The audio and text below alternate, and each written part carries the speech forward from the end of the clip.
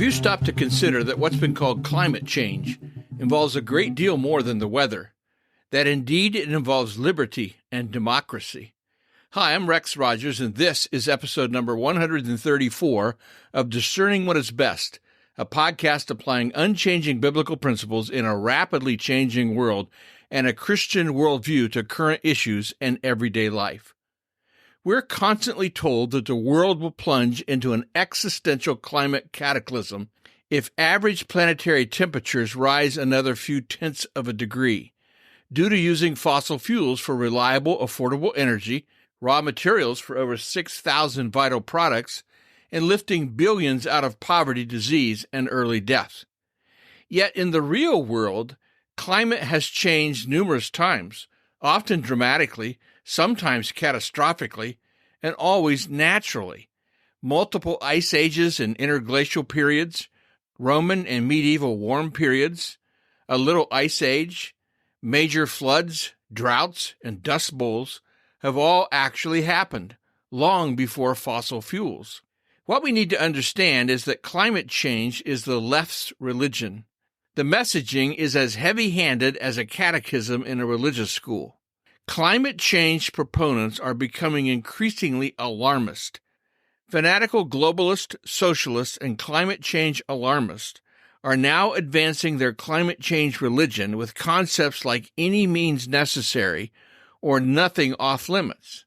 They are openly calling for vast changes and control of agriculture, elimination of the use of fossil fuels, and in a real case of jumping the shark, for the hysterical, systematic reduction of the world's population.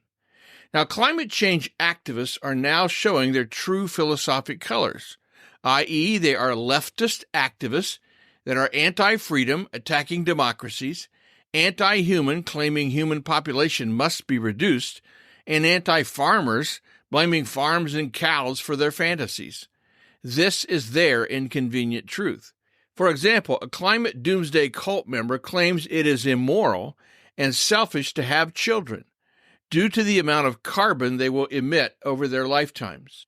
Lobbying for more climate regulation is to enhance the power of the authoritarian state, not to protect the environment. The radical left has the world obsessing over whether we have 10 or 20 or 50 years before the eve of destruction. The hysteria gives the government the excuse it needs for more controls over the energy we use, the products we purchase, the homes we live in, the food we eat, and since the pandemic, when we can leave our homes. The Biden administration is constantly working to drive this agenda, whether it's going after gas stoves and everyday home appliances, forcing the car industry to produce unreliable and unaffordable electric vehicles, or sending billions of tax dollars overseas to comply with worthless, yet expensive, globalist climate pacts.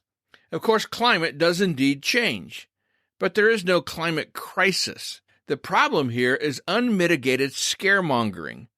A new survey shows that 60% of all people in rich countries now believe it's likely, or very likely, that unmitigated climate change will lead to the end of mankind. But let's think about climate for a moment in more objective, that is to say, biblically Christian terms.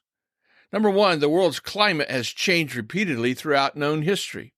Number two, human beings cannot control the climate. Number three, Scripture tells us the earth is the Lord's and everything in it, the world and all who live in it. Following the flood, the Lord said to Noah, "Never again will I curse the ground because of humans, even though every inclination of the human heart is evil from childhood. And never again will I destroy all living creatures as I have done. As long as the earth endures, seed time and harvest, cold and heat, summer and winter, day and night will never cease." So if the sovereign God is in charge, what should we think about life on planet Earth?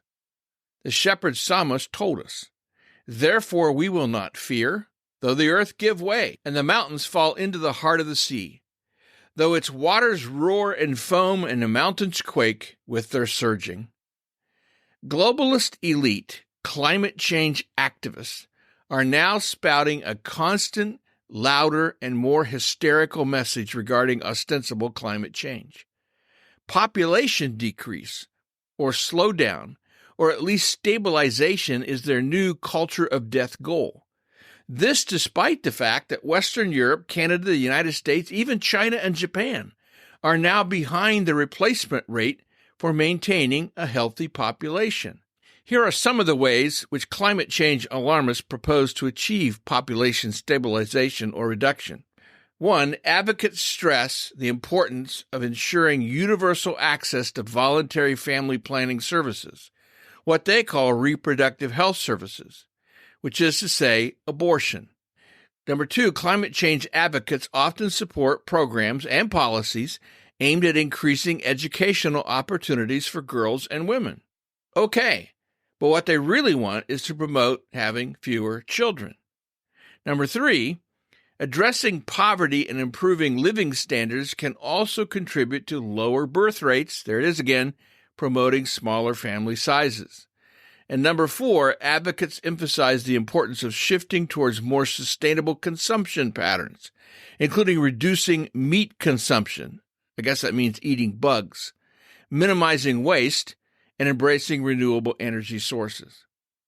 In the politics of our time, the clarion call of globalism echoes with increasing fervor, wielding climate change as its chosen banner.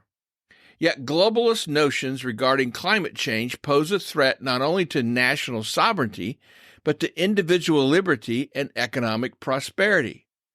Globalism seeks to erode the sovereignty of nations under the guise of environmental stewardship. While climate change may exist at some level and should be considered, it is not the climate crisis globalist elites claim. It does not require globalist agendas, which entail sweeping policy measures that would empower supranational entities at the expense of democratic governance.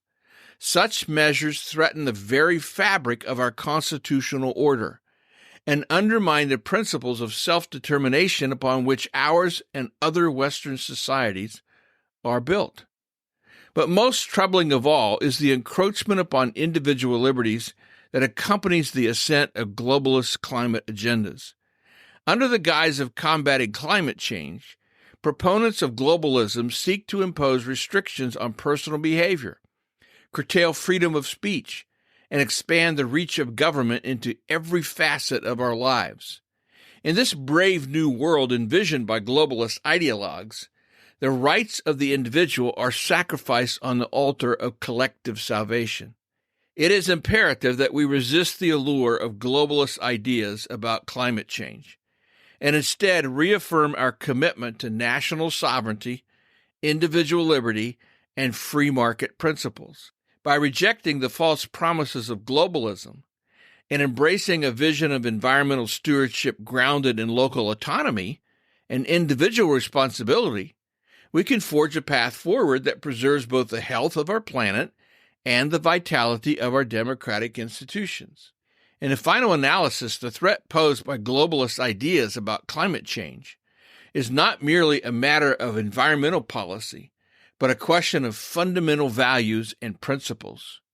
We must stand firm in defense of national sovereignty, liberty, and prosperity, lest we succumb to the seductive siren call of globalism and sacrifice the very foundations of our Western civilization upon the altar of a false sense of security. Well, we'll see you again soon. This podcast is about discerning what is best.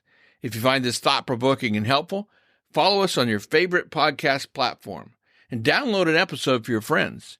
And for more Christian commentary, check my website, REXM as in Martin, that's rexmrogers.com. And remember, it is for freedom that Christ has set us free. Stand firm.